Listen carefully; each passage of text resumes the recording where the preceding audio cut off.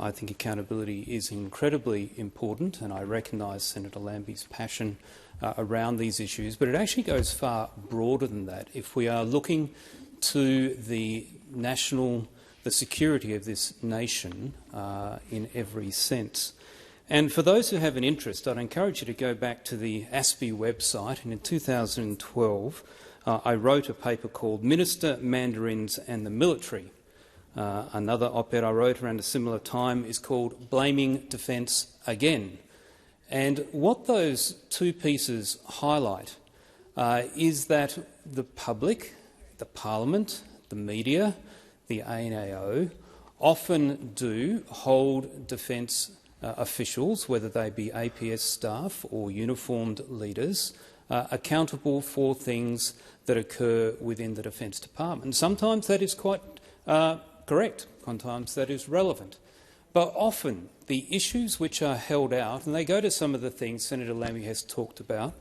in terms of retention and recruitment and particularly also procurement and development of our capabilities, actually involve not just the Defence Department but also central agencies such as the Department of Finance and the role of executive government. And it's important to understand that decisions that are taken by governments and constraints that are placed on people within the Department of Defence and the Australian Defence Force more broadly can constrain their actions such that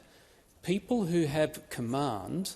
don't always actually have control of all the resources that they require to deliver the military response options that government asks of them and that the public expects of them. Now, we've had a number of reviews over the years. Rufus Black led a review looking at the organisational issues within defence, and he noted that in actual fact the ADF command chain was actually pretty good, but the broader department had so many committees and so much process that it was difficult to actually track down who was accountable or responsible for particular decisions that had been taken. And he recommended reducing the numbers of committees, and to a certain extent that was done in the First Principles Review, which was brought in by the coalition government in the 2014-15 timeframe to try and bring more accountability but also to give more control over the required resources to defence leaders.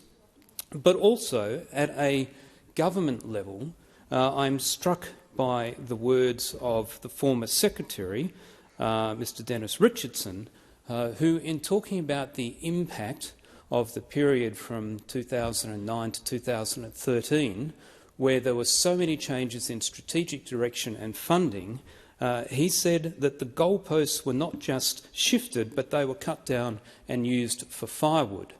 And what that shows is that the planning that Defence does around capability, which goes to where we employ people, the equipment that they use, if you consistently change the goalposts, or indeed, as Mr Richardson said, there is such a lack of funding and you're robbing Peter to pay Paul, then it's difficult for leadership within the ADF to keep people motivated when you have periods where ships are tied up alongside because there's no funding, there are no track miles for armoured vehicles and flying hours are reduced, which reduces not only the training of the individual soldiers, sailors and airmen, but it also reduces the ability of formed units to actually train together and deliver capability for the Defence Force.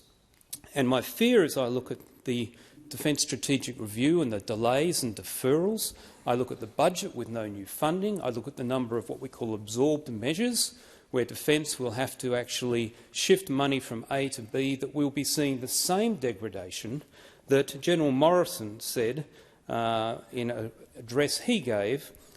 is a historical amnesia breathtaking in its complacency about the dangers of hollowing out all the enabling capabilities in the Defence Force. And it's harsh for us to criticise the leaders in defence when many of these outcomes are not directly within their control. Australia needs a competent Defence Force now more than ever.